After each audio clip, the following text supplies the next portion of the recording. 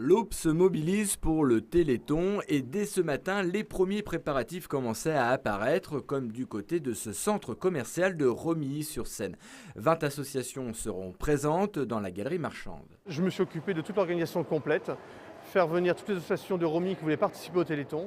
Du coup, on a commencé nous dès lundi avec des ventes de peluches. Aujourd'hui, on a déjà vendu plus de 600 peluches depuis le début de semaine. C'est déjà un beau score. Et notre objectif, c'est d'atteindre entre 6 000 et 7 000 euros de récolte sur la semaine et les 2 jours de l'ouverture du Téléthon de ce matin jusqu'à samedi soir. Parmi les participants, Bruno, gérant d'un centre de remise en forme sur Romilly, il a décidé de faire pédaler les clients de cette grande surface pour allumer un sapin et récolter un maximum de dons. Tous les fonds qu'on va récupérer ce week-end, ce sera pour les enfants, pour le Téléthon.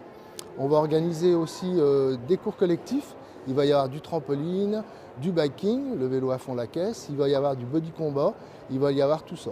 Après l'effort, le réconfort et l'Office municipal des sports propose la vente de crêpes et de boissons. Marcel fait partie de la dizaine de bénévoles présents ce week-end, un engagement qui lui tient à cœur. Le Téléthon, pour moi, c'est quelque chose d'important, étant donné que j'ai un neveu qui est tombé aveugle. Et la recherche, on espère que d'ici 2 ou 3 ans, que la recherche puisse être opérée. Une centaine de rendez-vous est prévue dans l'Aube avec des animations phares, une pyramide de bouteilles de champagne à Bar-sur-Aube, un rallye de voitures anciennes dans le nord du département, une dégustation de goulash à Arcis-sur-Aube. De très nombreuses communes aubois s'associent également au rendez-vous comme à Sainte-Savine.